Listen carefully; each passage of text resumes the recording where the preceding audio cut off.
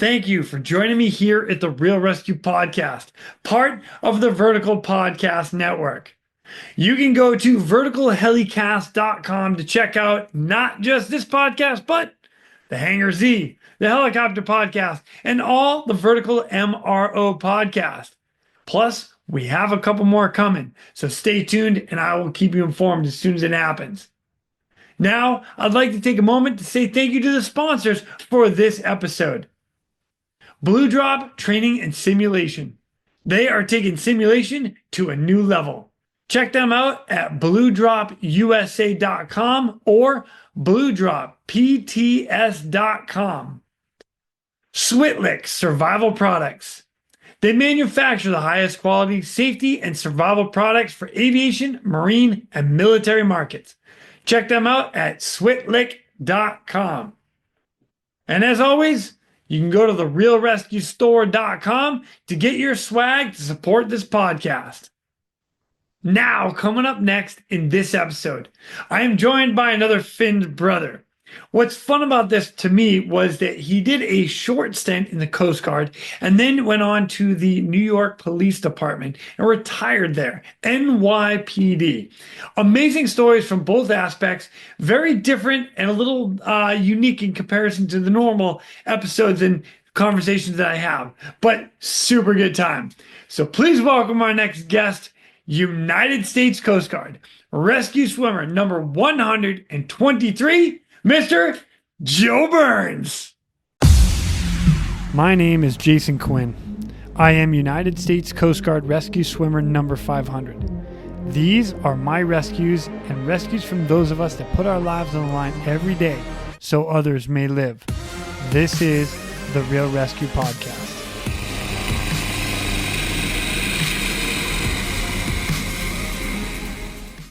Ladies and gentlemen, welcome back to the Real ResQ Podcast. I have another United States Coast Guard Finn brother with me. That's right, United States Coast Guard rescue swimmer number 123. He is also retired from the New York Police Department. Mr. Joe Burns. What's up, my brother? Not much. Just glad to be here. Dude, I am pumped to have you on. I love it when us swimmers come on. It makes me excited. Not that I don't love all the other stories and everybody else, but again, special place in the heart for my fellow Finn brothers. So, dude, I appreciate you coming on. And NYPD, you retired out of the New York Police Department. Yes, I did. 2011, I retired as a captain out of the ESU, Emergency Service Unit, which is our SWAT team. Oh, nice. Do you know a guy by the name of Glenn Hoffman? He would have been a pilot. No. He was a pilot in NYPD? Uh-huh. Yep. I don't know how long ago. I just know he got out of NYPD. He was a pilot there. So no, it doesn't. There's 30,000 of us, so. Yeah, that's a lot. Yeah. He was in the Navy, though, and he tends to throw that in my face as a puddle jumper, but I just call him a squid, and we call it good. Yeah, pull it even after that. Yeah, right? Nice. All right, cool. Well, man, again, thank you so much for coming on. So, again, United States Coast Guard, 123. 123. Let's go. That's good. Yeah. That's good. I like that. Well, I'll tell you what, Joe, if you don't mind, let's get a little background. Like, Joe, who are you? Where are you from? How did you get into the Coast Guard, and what brought you to being a rescue swimmer? It was back, graduated high school in 85, went to college for a year, barely made it through. I knew I wasn't going back. I was at a friend of mine's house, and his brother was actually in the Coast Guard. He was I don't know if he was an AT or an AM, and he was back from I think he was down in back from Hawaii is where he was stationed. He was home for a couple of weeks. And we were sitting there hanging out at his kitchen table, and his brother started talking to me about it. And he literally, he was a surfer. He had, no lie, he had a parrot on his shoulder. When he was in Florida, he found a parrot in a tree. And it couldn't fly, so it was obviously a pet. So he actually went up, he climbed a tree and got the parrot. And that parrot went with him everywhere. So I'm looking at him, and he's just like, I'm like, I got to do that. And that was in like June. I was in boot camp in September, and that's how I ended up going to the Coast Guard, because my buddy Jeff Ferguson's brother was Johnny Ferguson with a parrot on his shoulder, and I was like, I got to go into the Coast Guard. That's awesome. That's So he's like a legal pirate. I just throw that out there. Yeah. Yep. That's he. Literally that's exactly where I went with that. Yeah. Yep. Little patch over the eye. Arr, Yeah. he He could have, depending on what day it was. Oh, that's funny. Nice. Yeah. All right. So when you get into the Coast Guard, what brought you to being a swimmer? I was down in Key West. I was on a patrol boat, SES, surface effects ship. They've since been decommissioned down there, and I just was going through looking up what I can do. I had to get out, wanted to get out of there. I was there for like a year and a half, and I got a new roommate in the barracks, and we were both talking. He's actually he ended up being Steve Parkinson. He ended up being a swimmer a couple of classes after me. So we both trained. We were down there running. We hit the pool, and I was on the list a little before him, so I went before he did. And then he, like I said, he followed right behind me. He actually became a DEA agent. So we kind of followed the same path. Yeah. Wow. Good guy. So that's it was a little bit of competition between the two of us, but I made it first. So that was it. That's how I did it. Right on. And then now you went to swimmer school at a unique time too. You and I were talking a little bit about this offline, but the Marecki incident, is that right? Oh, the recruit down in Pensacola. Correct. He passed away in the pool, and then they ended up shutting down the pool and the school, and you guys were stuck in North Carolina at East City for a while. Yes, for an extended period of time. That's awesome. Well, no, actually, that's not awesome. That sucks, because you guys were getting your butt kicked. I know, again, you and I were talking a little bit offline, but you had Olaf Lavelle there. You had Mike Steinbach there. You had a bunch of good dudes there. So yeah, George Cavallo, Craig Dunbar, Mike Mill, Brad. I forget his name. He was from Massachusetts. I can't think of his name. I think he ended up becoming a chief too. I think he went back to Cape Cod after it. I can't think of his name, but we had such a great time there. A good group of guys. I think they called us the Blue Light Special for some reason down there, and they tortured us a lot, but we did have good times on a weekend. We entertained ourselves. Excellent. Well, you made it through, which is all that really matters. Battling through it, and I know you guys went through a rough patch with just having to deal with waiting to go down to Pensacola, which you didn't end up going. You ended up finishing in East City, right? Yes, they put it together. Like I said, Butch Flight, Rodriguez, Waters. I forget the other guy's name. It's been so long, but they were able to pull it together while they were torturing us. They put the whole program together, and we were the first ones there. And I think I don't know how long the period was that they went back to Pensacola, but then it was in East City. Now it's out in was it Petaluma, California right now. Yeah. And that's only because of the pool collapsed. Foundation. Yeah. Not good. But no. Right on. So your first unit, actually, if this is your only unit as an air station as a swimmer, right? Was Brooklyn? Correct. That was it. So you go to Brooklyn, New York, which is no longer there anymore. They moved that down to Atlantic City, New Jersey. Yes. Yep. So Brooklyn, New York. You get there as a new swimmer. The program's relatively new. You got Steve Ober there, and I know that because Steve is the one that got me in touch with you. So how was that? And was that kind of going back home for you too? Because you're from New York, right? Yeah, I'm from Long Island. So I'm about 50 miles from the air station.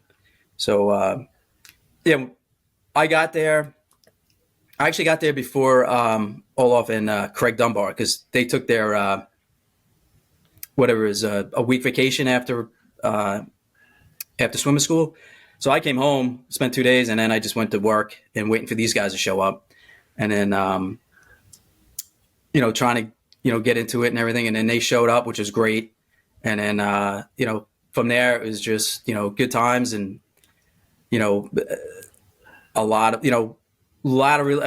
really good guys there in Brooklyn. The whole station was good. The pilots were great. We had the swimmers. It was the three of us. Steve wasn't there yet.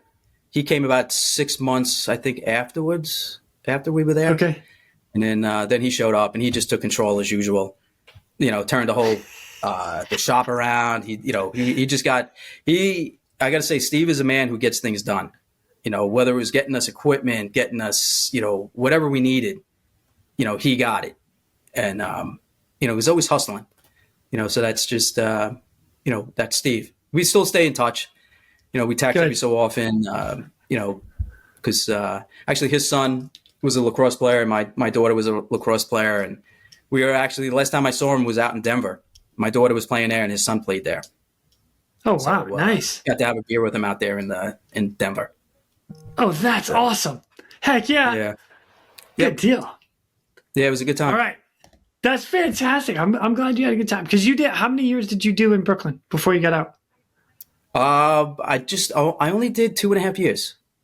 Well, that was and quick. I got out November of 1990, and I was in the police academy April of 91. Wow. So I had a couple of months off, and then I went right into the NYPD Police Academy. Oh, dang. That's awesome. Okay, that's quick. Yeah. All right. Well, before we get into NYPD, I got to ask, man, do you remember your very first SAR case? Like I said, unfortunately, I didn't have real SAR cases, but I did have a couple of Medacs. Just really two that come to mind. One,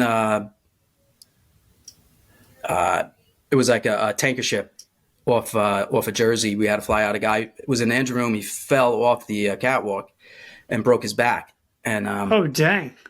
In the engine room. In the engine room. Oh, so, wow. Had to fly out. Got there. They lowered me down and went and assessed the situation. I was like, man, this is gonna be tough getting this guy out of here. And they lowered the lid down with the backboard and everything. And I remember getting yelled at by the pilots because I was taking so long, because I was just trying to do this. I was grabbing guys, working in the engine room. We were trying to get the backboard on them so we can get them, stabilized, so we could flip it and get it on the litter and get it out, safely. Had the neck brace and everything. And I think that happened in like a couple of months after we just got out of EMT school. Hold on. Wait. I got back up to this, man. So you're down in the engine room. You're packaging the patient with a bunch of the workers on the ship. You've got the pilot up top yelling at you to hurry up because you're running out of fuel. Yep. Like, holy cow. Yeah. So details, brother. Details. I need a little more. I know it's been a while. I mean, it definitely was a while. I mean, that was really, what was I? I think I just turned 20. I was 21. So I'm completely not used to that type of stress and trying to get him going. And it was 100 degrees in the engine room. But, we got it done. The guys were good. I don't even think they spoke English. I was just, telling them what to do, and we got it done. We were able to, like you said, package them, flip them over, get them up, get them out on the deck, and get out of there. How far offshore do you remember how far offshore you were? It was pretty far, because I remember that, like, when they were putting me down, they were saying, fuel is going to be a problem here. And, when I hit the deck and started doing it, I think I was down there maybe 20 minutes to maybe 30 minutes. And I just remember I got to get, going through my head, I said, I got to get this guy out of here. But, that one. Dang. Okay. That was okay. I mean, again, it wasn't exciting, wasn't sexy, but, like I said, unfortunately, I didn't have too much in Brooklyn. And then the only other one was... Like that right there is the amount of stress that gets put on you when you're down on deck and you got people yelling at you like, hey, you got to hurry up or we're leaving. And you're like, oh, my God. And then You said then you can't talk to anybody on deck because nobody speaks English, and you're just pointing. Dude, Basically. I get it. Yep. Oh my gosh. That was basically that. And then I love how nonchalant you are about that, because I've been on that scenario and I know exactly what you're talking about. Yeah. It was, I think I'd rather have been swimming and getting somebody than doing that because, like I said, it was 100 degrees. I was, drenched in sweat, but, we got it done. Awesome. Successfully. Everything was good. So. Okay. Now you can go to the next one. Now I'm all excited. Sorry, John. The next one. I get excited about this stuff. I like the details. We're going to divert real quick to thank our sponsors. Blue Drop Training and Simulation. Blue Drop Training and Simulation for equipping your team with essential training solutions, including highly interactive courseware and advanced VR/MR simulation training tools. Explore more of Blue Drop's training solutions at bluedropts.com. The next one, I remember getting woken up. We had a flyer. It was like in the middle of the night. Wake up, we go, we get everything ready, pull the bird out, take off again, off of Jersey. It was a long liner. I think it was off of Sandy Hook. And it wasn't a big boat.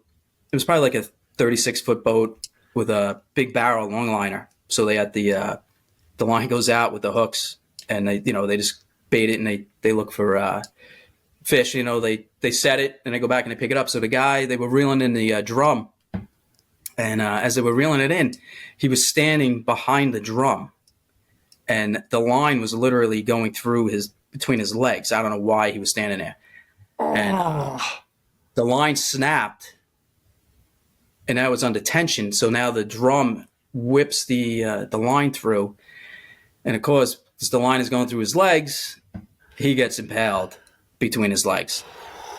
So I get there, they lower me down, I get on the deck, and the guy's literally sitting on the line on the barrel because they didn't know what to do with him. So I had to literally handle what was going on,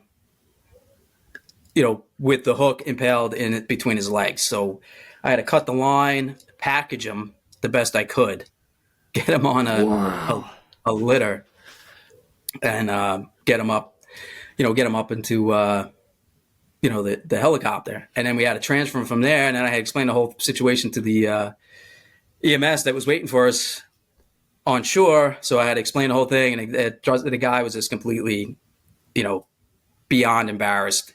And then they took him, and I said, good luck. I handled what I had to handle, and then they took over from there. But unfortunately, those are my two big memorable cases from Brooklyn, which isn't much, but that's what I ended up with. You were there for 2.5 years, and you had those. Yeah. Just throw that out there. Okay? I know. That was it. That was pretty much it. But I'm sure Craig and Olaf had some more, and Steve, and but that was my luck. But that's then, okay.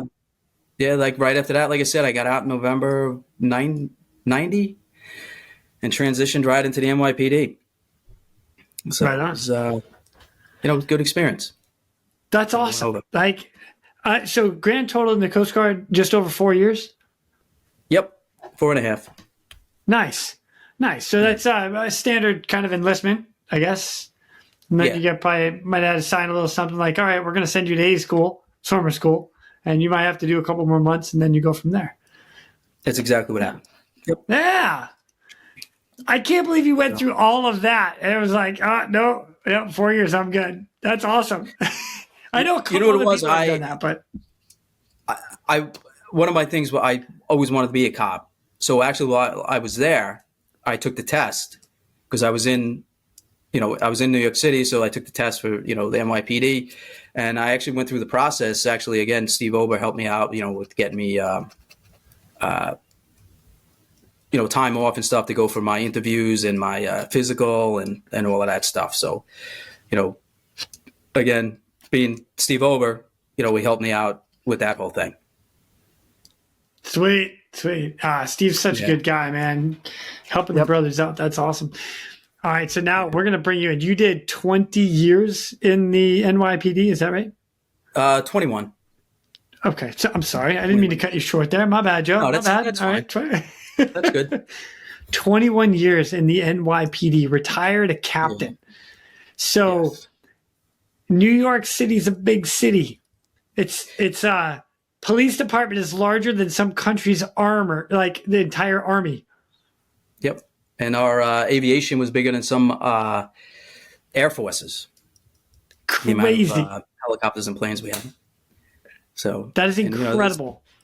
there's 10 million people in the city of New York, and 10 million residents in the city of New York, and we in a department uniform, we averaged from 30 to 36,000 uniform members of the service. I think that's about the amount that the Coast Guard has. Yeah. Around that number. I actually think New York PD is bigger than the Coast Guard. Yeah. I think And the then when you number's add higher. civilians, when you add the civilians and everybody else, you're like 45,000 people in the police department. Holy cow. That's big. Yeah. That's big. It is big, and it's not enough, to be honest with you. Wow. They really? definitely, that manpower is, between all the details, like during the summer, every weekend is something going on. Like, we just got done with UNGER, the UN General Assembly. Okay. That takes up 7 days. And you probably assign to UNGER per day, you probably have somewhere 2,000 to 3,000 cops. Holy per day cow. assigned. Yep.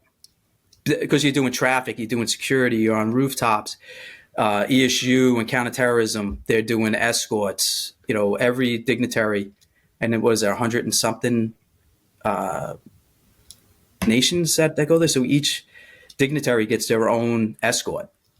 Pick them up at the hotel, drop them off the UN, bring them back.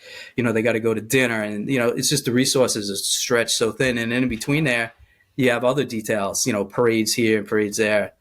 You had the U.S. right before that. You had the U.S. Open, the tennis center. You had at least 1,000 cops assigned to that. Throughout the entire day, and that goes for a week.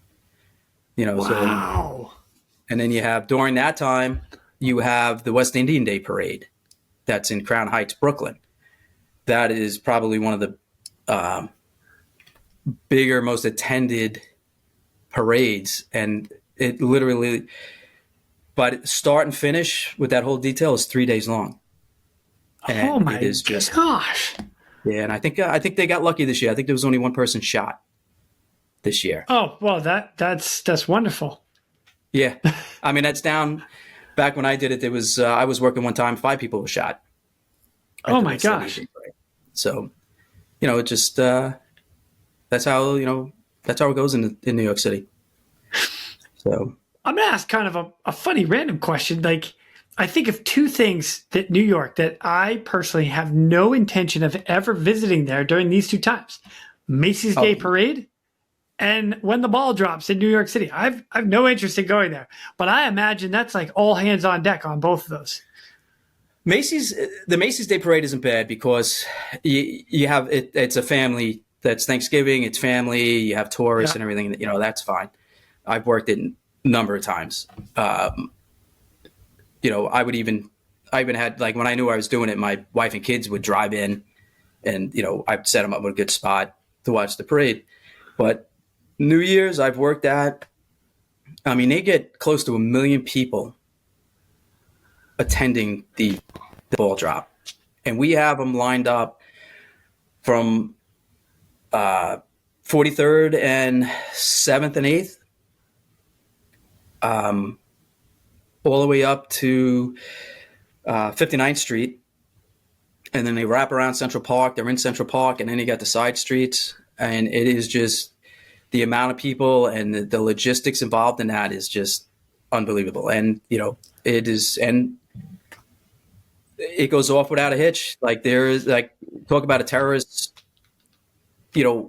target would be that, Yeah. but the amount of resources that are deployed, it's mind numbing. Like what goes into the ball drop, the count of snipers. Yeah. It's unbelievable, but again, Wow. they get it done.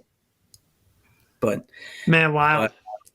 yeah, but Like I've never actually talked to anybody about that. That's like kind of on the inside, like you. That's yeah. There's a lot. I know there's a lot of stuff that goes into it, but that is like mind blowing. And that's one of the reasons, like, I wanted to come on and talk to you. Like, being in the Coast Guard, there, my short time there, loved it. Swimming school was great. Being a swimmer, doing the little bit that I did and everything, and the training that was involved was, bar none, probably top notch, from anybody. And then I roll into the NYPD, do my 6 months in the academy, and then you get out and you do probably like 6 weeks, 4 to 6 weeks of field training. That's where you get like my field training. I think there was 5 of us, and we had one senior cop, and he would take us around. Like we'd go to roll call, and then we would go with him, and we'd do our field training. But like in the Coast Guard, like you were constantly training. When you get in the door and you get the tap on the shoulder, you know what to do. It's just like second nature. Everything just flows, and you know what you're doing because of the training. Because all week long, every pilot's got to get trained every month. The flight mech's got to get trained, and you got to get your time in. So it's constant repetitiveness. Then I go into the NYPD, which I loved. I had a great career. But my takeaway from both, and no way disparaging the NYPD or police work, but the lack of training, and I'm going to say the lack of training we had, I'm surprised more things didn't happen while in there, because it's just, I just feel more repetitive training would prevent a lot of, like, over the last, and I'll get into like what I did, but just to throw it out there, and we'll hit it along the way. Okay. The last 5 years we had, and then we just had one a couple of weeks ago, friendly fire. Oh, The last 5 years we had 2 fatal friendly fires. Brendan Mulkeen and Brian Simonson. Fatal friendly fire.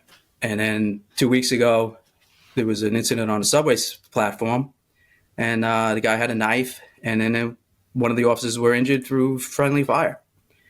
So it's, it's a balance of, getting cops out on the street plus getting their proper training. And it's, that balance might be shifting. It's just one of those, one of those things. And, I was a cop, then I became a sergeant, then a lieutenant, and then ESU captain. And ESU, those guys are, they get the training by all means. And that's what they need it. Because, they're the ones, heavy rollers. They were going into everything. So the SWAT guys. Yeah. Yep. Which you were a part of. Yes. Yep. Did some warrants, boomed some doors. Good stuff.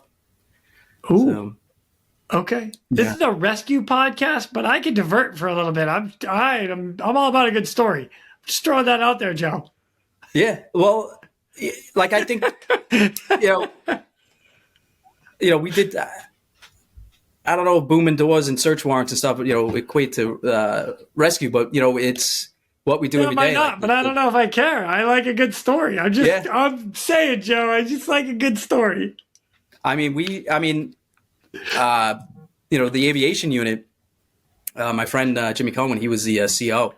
They flew up a couple of years ago. They flew up. There was a cadet from West Point. 2 of them got stuck on the side of a cliff. They couldn't get them down. They were out hiking, and they ended up on the side of a cliff. And nobody up there in Westchester, going upstate New York, they didn't have the resources, and we had to fly a helicopter up to West Point, right on the Hudson River, and they had to go out there. And again, we have training. We have scuba. We have a flight mechs and stuff. So I think they actually they sent down. I forget who they sent down. They had to drop down, with a sling, get the guys set, drop down a basket. They were able to put the guys in the basket off the side of the mountain and hoisted them up. It was a successful rescue. It's not something the NYPD is used to doing. Mountain rescues. Yeah. But, they got it done. Great, phenomenal pilots. Those guys are, again, top notch. A lot of experience. Flying under the bridges, landing in Central Park at midnight, no lights, just coming down. You got your emergency service unit. Those are the guys. Good stuff there. Dang, that is so cool. That is super cool. So one of the things, like you were talking about training, I totally get that. Like because I've been in that position as well myself, and more on the rescue side of like they need people right now to be standing duty, on call, go, like qualified people, right? But at the same time, you need to have the training in order to be that qualified person. So you need that balance of both. So I totally get that.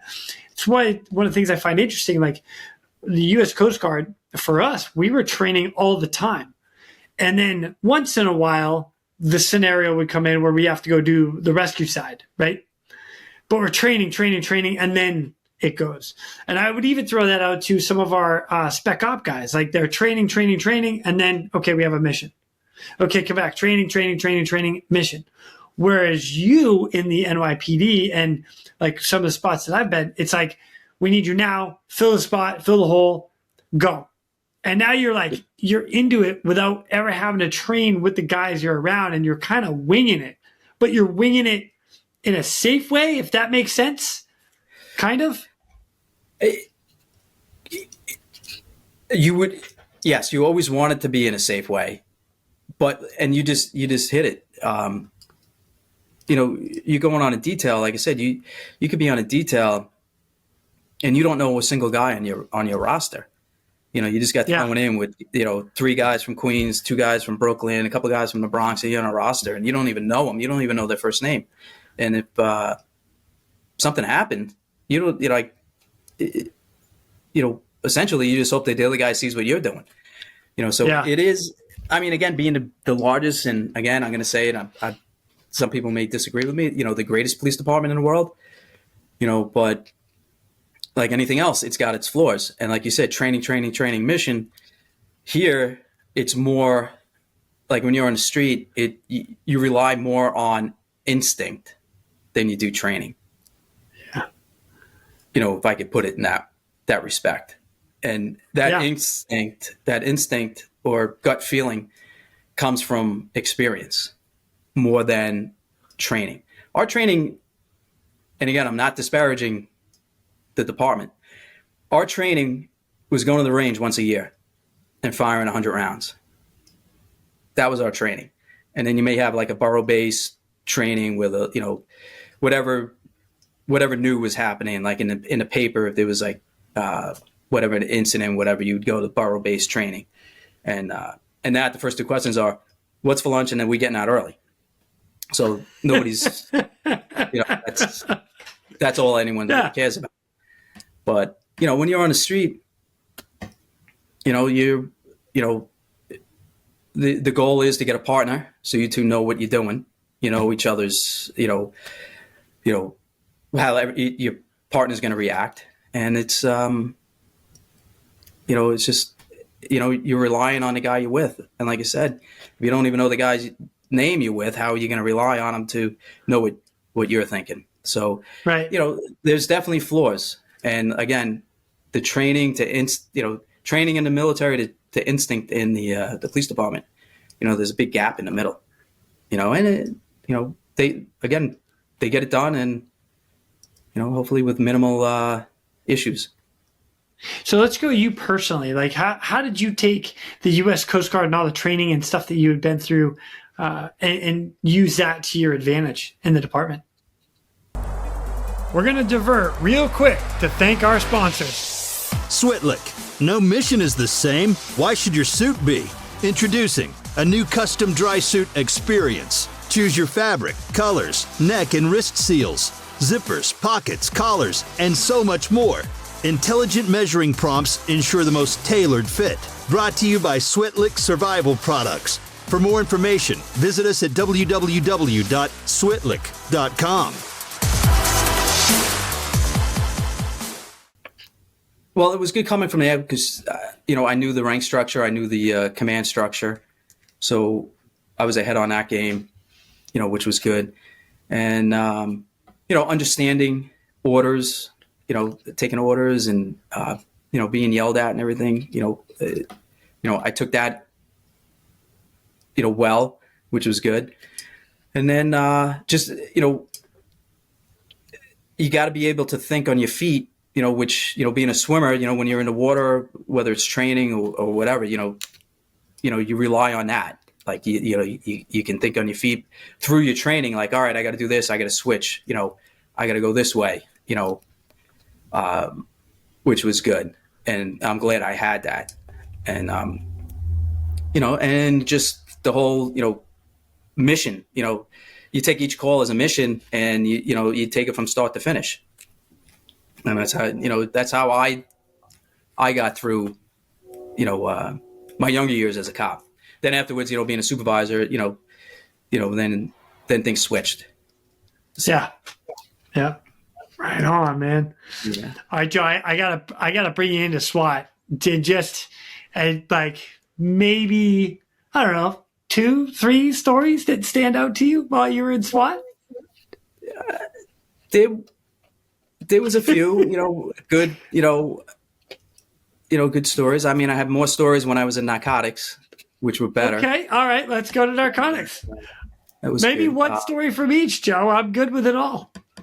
All right, I'll tell you the one thing. Again, this one was I was a sergeant, out on patrol. We just got out. Roll call just happened. Jump in a car with 2 of my guys, and a burglary comes over. And we just happened to be like 2 blocks away. It was like 4:00 in the afternoon. Traffic was a mess.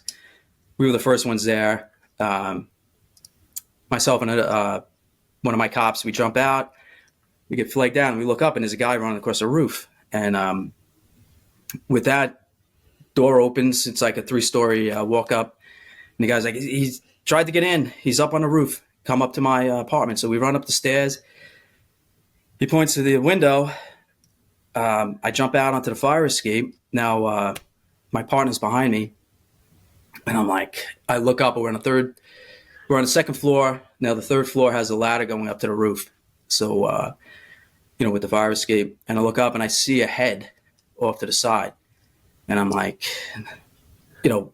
we're the only ones here. So, again, just going on instinct. And, was I being a cowboy? Was I not? I don't know. So I grab hold of the rung of the ladder. And now I'm 3 stories up. And I'm like, you know what? I'm taking my gun out. So I take, at the time I had a Glock. We just transitioned from the 38s to the Glocks. So I have my Glock in the hand and I'm coming up the couple of rungs of the ladder. I look up and there's the guy with a cement block over my head. He picks it up, throws it down. I'm like, holy shit. He's literally 3 feet away from me. I was able to swing out of the way. But in doing so, I look down and it hits my partner who's on the fire escape. I thought it hit him in the head, but luckily he was able to put his hand over his head, knocks him down. And I'm like, holy shit. And I look back, he's got another one and he's literally 1.5 feet away. I'm 3 stories up, one hand on the fire escape ladder. And I just let 2 rounds go. And he falls back before I can even catch my breath, he's back again. I let another round go. He drops. I was able to get up the ladder. Luckily, again, my partner, he took the blow to his arm pretty bad, and he was able to get up. And the guy's just laying on the ground, and I'm just like, what the hell just happened? I'm like, cuff him, because he was still moving. I'm like, cuff him. And I put over the radio, and then all hell broke loose. Everybody was showing up, aviation, everything. We were able to, FD, we had to get them there to get them to do the rescue off the roof for him. And, it was, that to talk about stress. I mean, that was crazy there. But, we made it through. But again, I always look back and I always say to myself, I don't think there was any training that could have helped me through that. Yeah. Besides instinct. I went up, I saw him, and I was like, it's just, I got to fire around. And, that was, just part of what you had to do. And, again, it's hard to, wrap your head around that one, but, that's the way it happened. So, but of course in New York City, then I had to go to court, had to go to grand jury. I was cleared on everything department and the grand jury. And good. Yeah, but I was sued for $10 million. Wait, what? Yep. He sued me for $10 million. Went to court. I actually just went to depositions, and then of course, New York City. I wanted to go to trial, civil trial. My attorney said no, and they gave him $250,000. We're trying to kill me and my partner, and they paid him $250,000. Oh my gosh! Yep, that's policing in New York City, right there. Holy shit! I did not expect to hear that. Nope. So that's again going back to another thing besides the difference in military to police.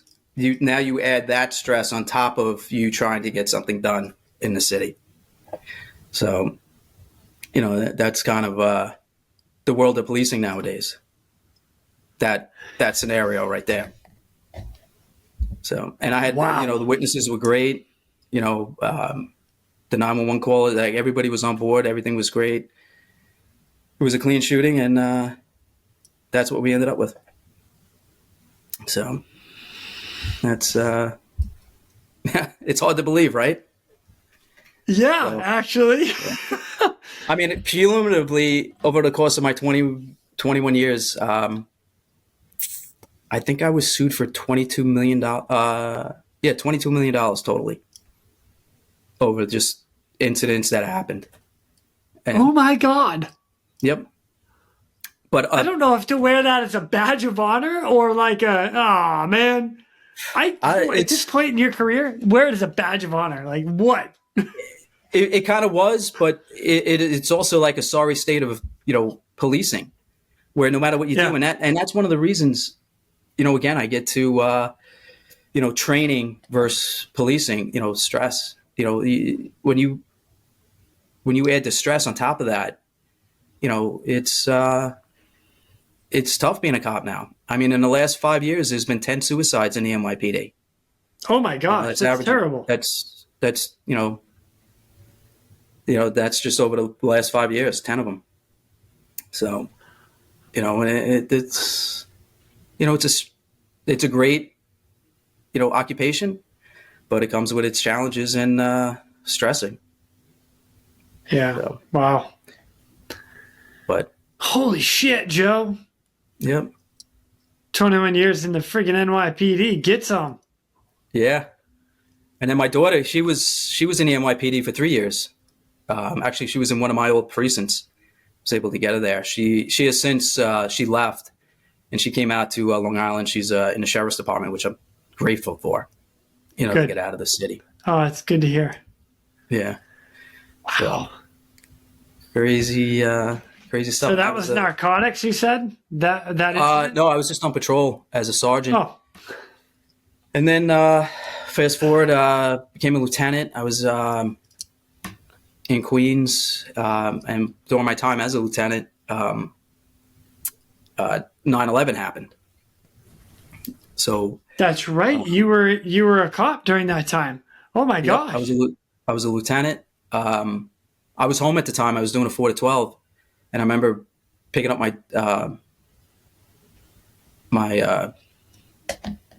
daughter from preschool, and I came home to drop her off at my mother's house, and they were upstairs watching the TV. I'm like, what the hell's going on? And I'm like, holy shit, watching the thing, everything's, in real time on TV. And I'm like, holy shit. And then right across the bottom of the TV, it says, all members of the service have to report right now to your commands. So it just kept flashing over the TV.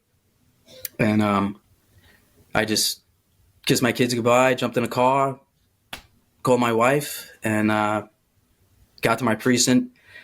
By that time, they already had enough. They didn't want any more people right now, in real time at the site. So I was there for like 48 hours. The next day, I actually went down, drove in. Me and my driver drove into the into the site, and I just remember we parked and we were walking down the streets, just covered in the dust, and just everything was just eerily quiet at that time. Wow. And then we walked into the site, into the rubble, and just looking at this, like you've seen the pictures of just the piles and the steel, and there was so many people out there with the bucket brigades. We just had lines of guys with buckets, and they were just hand digging through the piles. And I just remember the smell, and I remember just the quietness. It was just eerily quiet. And then the next day, I actually went back down and actually worked on one of the piles, worked at the piles and digging through the rubble. And, that was, talk about rescuing. I mean, that was, it turned into more recovery, but yeah, that was something like, I mean, everybody saw the newsreels and the photos and everything, but when you're down there and you're standing on a pile, that's, I don't even, like, words can't describe, what it was like. And then I did security, like perimeter security for like the next 3 months down there. So I was down there every week. It was, it was pretty wild. Knew a couple of guys, who lost their lives down there. And it was, it was definitely, hard. But, again, the NYPD was able to make it through, the FDNY. It was a sad time for the city. But we recovered. It was made it through. You're New York City. Of course you recovered. Yes. It's what you guys do. As much as Boston and New York might battle on the ball fields, it's something that we strive to do. We get through stuff. I'm a Met fan, so I'm also a Red Sox fan. Okay, we are like best friends right now then. Because I can't stand the Yankees. Can't stand them. Awesome. So, we got a good shot this year. We're going to do more than one beer now. That's definite. Yeah. We'll have to catch a game up there. Oh, that'd be great. I'd love to make that happen. Wow, Joe. We're going to divert real quick to thank our sponsors. The RealResQStore.com. Your shop for all your podcast-worthy gear. From comfortable shirts to cozy mugs, we've got everything to showcase your love for your favorite podcast. So what are you waiting for?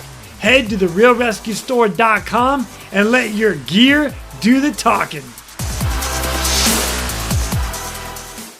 So then I transitioned from, then I got promoted to captain. Ended up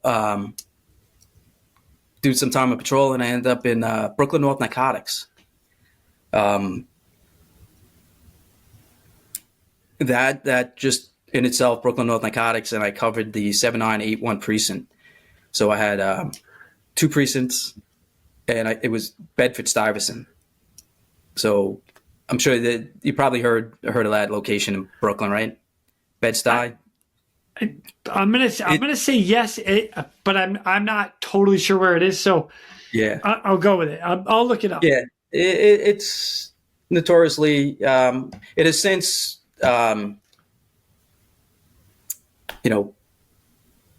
has been like rediscovered, and now you got new people moving in. But back then, it was pretty much the crack and heroin neighborhood, along with the 7.5 and 7.3, and all of Brooklyn North. So I had 2 really good teams in Brooklyn North Narcotics. Again, got picked up, did a couple of weeks training. We went to, we call it the tack house or the fun house one day, doing dynamic entries into apartments and locations, and then got thrown into action. My 2 teams were like, we led the building in search warrants.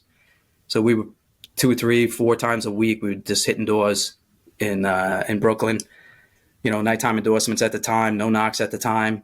We were just super guys.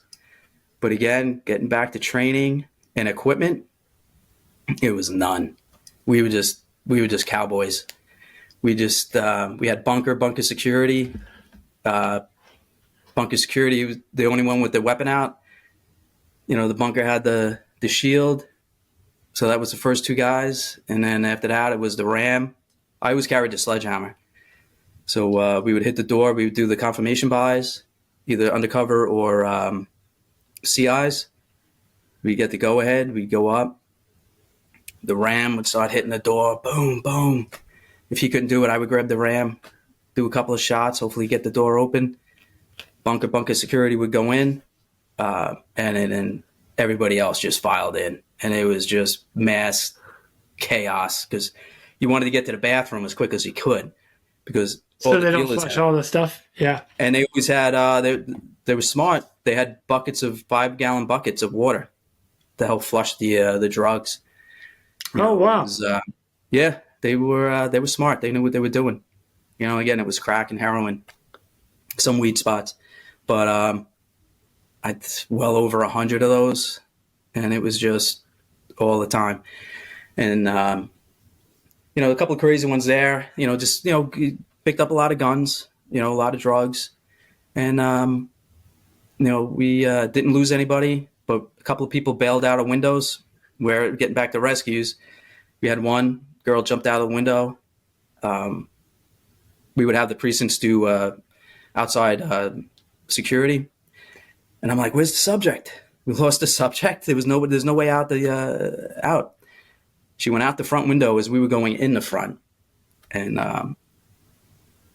went right out the front, impaled on a wrought iron fence. So we had to go out. We had to call EMS, and we had to get her off the, from being, impaled. So, it's, gosh.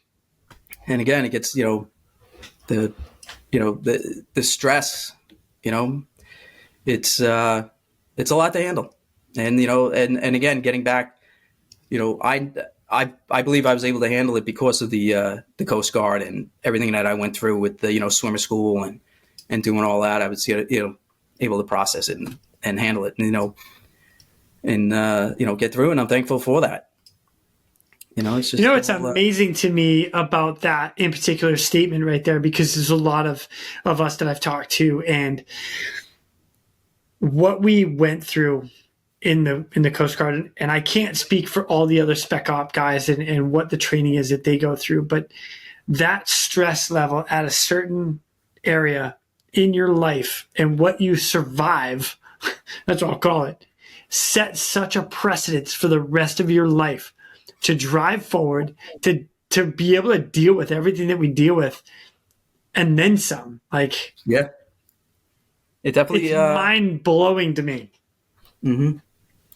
And it was always, again, I can't speak for other departments. I can't even speak, for the department now, but the training we went through as a swimmer, I had to use that, but probably more later being in the police department than I did, as a swimmer. But, again, I get back to the training versus instinct, and we lived on instinct in the police department, which, it shouldn't really be that way. I think more training is, tactical, and tactical training is more needed. So. And I get it. I promise you I get it and I understand, because a lot of that comes down to budgets and how much you're going to end up paying in overtime. And then you got to take guys away from their off time, which is family time or appointment time or whatever. And then it's just, I get there. I understand from the managerial side, the money side, and then what you need on the street and like right now side. Like, it's hard to get all that in one spot and to balance it all. Because you're right, you're always understaffed because you either can't do this or you can't do that unless you have an overabundance. So. Yeah, and you think with 35,000 people, you would be staffed accordingly, but unfortunately, it doesn't happen. With like getting back to, like I said, the details, and you pulling from here to go here, and it's tough. Yeah, and like you said, the Coast Guard is in that situation right now. Yeah, with the budget cuts. Yep. So it's hard to see, and everybody goes through it. Like we all. It's almost like a norm. Like, you're going to go through some sort of a budget cut, a budget crisis, we can't do it because of this. As my buddy Andrew and I always say, a no is just a yes to a different question. Very true. Very true. Yep. So, I know you mentioned like your SWAT team is like your emergency services, and you guys get called to everything. But is there anything there that kind of stands out to you? Like any missions or call outs that you had? We're the issue, we basically we were in charge of everything. We were in charge, and it's all like precautionary, the chemical biological issues falls on the issue. Vehicle rescues fall on the issue. Any heavy search warrants falls on issue. The counterterrorism. We have a counterterrorism, but also they have weapons. But issue, pretty much they take the lead on all of that. And we had the sniper teams. We had each one of our trucks, they had everything. Besides weapons, we had everything to extrication, vehicle accidents to fire rescue. They had the Scott packs. They were ready for everything and anything. We had our Bearcats, the armored vehicles in case we had barricaded perps. We did a lot of those barricaded perps, barricaded EDPs, emotionally disturbed persons. We were constantly doing those, and we had a barricaded perp or barricaded EDP, kind of got techie, they're more advanced now than when I was in there, but, we would cut holes in doors and send the robots in, to see what people are. We had pole cameras and, whatever we needed to get views, get eyes on inside apartments or locations.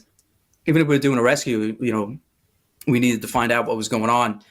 We had so much, and like I said, now they're using drones to get to get eyes, and we did a lot, and again, it was a lot of self-taught and a lot of self development, within that unit, where they knew what to. We ran into this issue just like in the Coast Guard and everyone, all the other branches. We ran into this issue. We handled it, but let's make it better. and that's what they did, and it was always, on scene, whether it was a fire or a vehicle or, a collapse, we did have our rivalry, just like the, New York and Boston, it was NYPD and FDNY. So, of course, there was always that. That is not a myth. That is real. Yep. Who's going to get to the car first to get the guy out? Who's going to use the jaws of life? Who's going to, get in? So you always had that, rivalry. It was good. It was heated at the moment, but afterwards, there's so many guys with brothers on, either side, so like this guy, he's a cop, but his brother's on FD, so there's always, that, but professionalism, bar none, both departments, whether it's FD or, ESU, professional, they had the training, they knew what to do. They always took the lead. So sweet.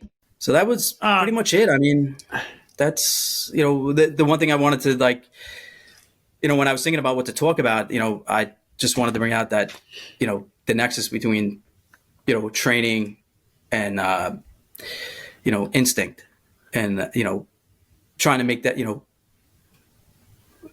to bring that about. And, it's, like, I said, we had a couple of incidents, friendly fire, whatever, whether it was training or instinct or inexperience, those are the things we, that need to be, worked on. But, but it is, and again, I don't want, I'm just saying from my own experience, the NYPD, biggest, greatest department in the, in the world, we have our flaws, but, we, just like the Coast Guard, semper paratus, we're always ready and, we get it done. That's cool. That's cool. I'm actually going to give a shout out to you one more, because your last day as a U.S. Coast Guard rescue swimmer was on the airfield in New York, Air Station Brooklyn, right? Yes. And then your very last day as the NYPD captain at the time was at the same spot. That's pretty cool. Yes, my last day, Air Station Brooklyn, Floyd Bennett Field, was my last day. And then fast forward, 20 something years later, my last day in the New York City Police Department was in the same building, same hangar as I left as a rescue swimmer. Same exact location. So two careers ended in the same building. That's pretty cool. Very unique. And I don't know if anybody else that could say that happened. Yeah. It's pretty neat. Said, they, when the Coast Guard left Brooklyn, the NYPD Aviation Unit went in there, and that's where ESU was. And that's the building I left out of. So two careers, one building. Freaking amazing. So, Joe, that's incredible. Joe, I got one more question for you, and I'll let you go, and you can continue with your day. I appreciate you coming on, but with everything you've been through, and 21 years in NYPD, and even the short time, the 4 years in the Coast Guard, if you had a piece of advice to pass on to everybody, what would it be? Just enjoy the moment in both instances. And actually, my biggest regret was not staying in the reserves. I should have stayed in the reserves and stayed more attached to the Coast Guard while I was doing the NYPD. But, just enjoy what you're doing. I know it's, whether it's police department or whatever, it's, stressful at times. And, and again, I don't want to harp on this, but, it's kind of close to me, 10 guys in 5 years. Enjoy what you got. Don't lose sight on you and your family and your friends. So that's really my takeaway. Enjoy it, make it work is really the other thing. So, Roger that. Joe, thank you so much for coming on and joining me. It's been an absolute pleasure to have you on here and hear some of your stories, and even more so some of the unique stories from NYPD while you were there. I know they're not all rescue stories, but I like a little tangent. I like going off on different directions. It makes this podcast unique and a little bit of fun, especially for me. Just saying. Right. Just saying. Yeah. So, and listen, I'm going to take you up on that beer. Oh, yeah, absolutely. And I'm going to take you up on going to a Mets game. As long as you and I are cheering against the Yankees, I'm in. All right. I'm all for it. Love it. Sweet. Awesome. Sweet. Right on, Joe. Well, you have a great day. Again, thank you so much, brother. I appreciate you. You got it. Thank you. Anytime. Thanks. And with that, ladies and gentlemen, we are out of here. Go. Now, it's time for me to pull chocks and take off. But before I go, I'm always looking for the memorable rescues that people have done. If you have one that you're willing to share or know somebody who has a story, please feel free to reach out to me. I'd love to highlight it here at the Real ResQ. For everybody that is standing by for that SAR alarm, remember, those in distress are praying for a miracle. They are going to get you. So until next time, fly safe and swim hard. Thank you for joining me today here at the Real ResQ Podcast, powered by Vertical Helicast. We'd also like to say thank you to our sponsors for this episode. Blue Drop Training and Simulation. Blue Drop Training and Simulation for equipping your team with essential training solutions, including highly interactive courseware and advanced VR/MR simulation training tools. Explore more of Blue Drop's training solutions at bluedropts.com. TheRealResQStore.com. Your shop for all your podcast-worthy gear. From comfortable shirts to cozy mugs, we've got everything to showcase your love for your favorite podcast. So what are you waiting for? Head to TheRealResQStore.com and let your gear do the talking. And Switlick. No mission is the same. Why should your suit be? Introducing a new custom dry suit experience. Choose your fabric, colors, neck and wrist seals, zippers, pockets, collars, and so much more. Intelligent measuring prompts ensure the most tailored fit. Brought to you by Switlick Survival Products. For more information, visit us at www.switlick.com.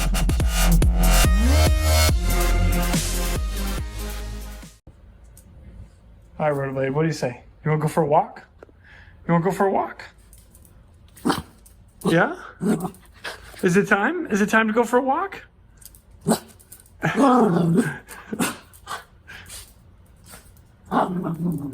Okay, all right.